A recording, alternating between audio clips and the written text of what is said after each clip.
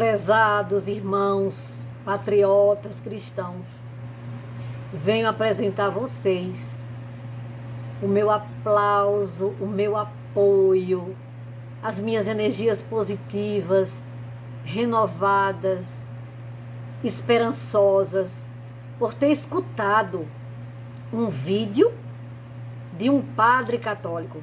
Só que cada ano, se você ler, principalmente da década de 70 para cá, final da década de 70 para cá, quem escreve esses documentos da campanha da fraternidade, claramente são pessoas ligadas à teologia da libertação. Eu fico extremamente tocada, emocionada por ver e constatar cada dia a misericórdia, o amor de Deus, que nunca nos faltou e nunca nos faltará. Através de instrumentos amadurecidos, instrumentos sinceros, que sabem enxergar, tirar o véu da letra do Novo Testamento, no caso específico, e apresentar o Espírito que vivifica. E o que a teologia da libertação prega? Ou seja, não é a igreja, não é a teologia da igreja. É uma teologia, um tipo de teologia que prevaleceu no Brasil e que quis se impor como a única leitura espiritual, a única leitura bíblica, a única leitura possível teológica, e não é. O que a teologia da libertação diz? Exatamente isso. Que o nosso problema é estrutural. Que se nós vencermos as estruturas, se nós conseguirmos transformar as estruturas políticas, econômicas, sociais e religiosas, aí o mundo será o paraíso. Aí nós teremos o reino de Deus aqui na terra. E isso é falso. Então, eu gostaria que vocês assistissem esse vídeo com olhos de ver e ouvidos de ouvir, com coração, entendessem o que está por trás da linguagem articulada, o que está por trás do pensamento desse padre, cujo espírito vivifica em abundância através do seu verbo. Isso é mentira, e não sou eu que digo que é falso, não sou eu que digo que é mentira. Primeiro é o evangelho que você acabou de ouvir. Segundo, o documento da Congregação para a Doutrina da Fé, Libertate Nuncius. Na época que o cardeal Ratzinger era o prefeito da congregação, de tantos desmandos que se espalharam pelo continente latino-americano, vindo dos frutos nefastos da teologia da libertação, que afastou o povo da igreja, que afastou o povo da vida espiritual, que fez da igreja, muitas vezes de comunidades, muitas vezes, um espaço de militância política. É uma verdadeira apoteose, uma verdadeira cascata de luzes que jorram através do verbo desse padre.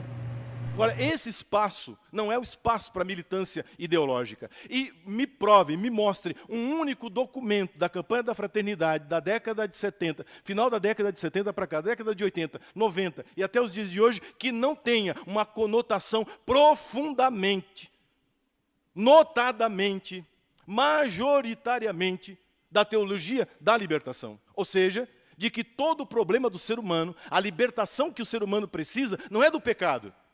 Não é a libertação das estruturas do pecado original, do pecado que habita o coração do homem, do ser humano, das nossas paixões, das nossas más inclinações, da nossa desobediência a Deus. E daí o porquê precisamos de vida de oração. Precisamos de vida de oração na presença de Deus para que o Senhor tenha misericórdia de nós e transforme o nosso coração. É o que mais vale, é a coisa mais importante.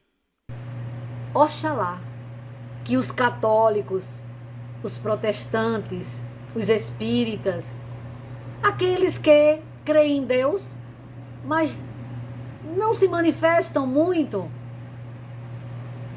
na pesquisa, na meditação, em querer saber, que possam escutar e que essa semente possa ficar aí no cantinho da sua alma para ser meditada no momento oportuno e que desabroche e que floresça em abundância, como Jesus assim deixou profetizado, que o semeador saiu a semear e a semente cai em vários tipos de terreno, mas essa semente, ela só eclode quando encontra o terreno fértil.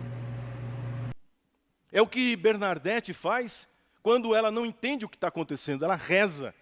Ela se põe em oração. Essa é a primeira atitude do cristão diante de um mundo com estruturas que são contrárias à vontade de Deus.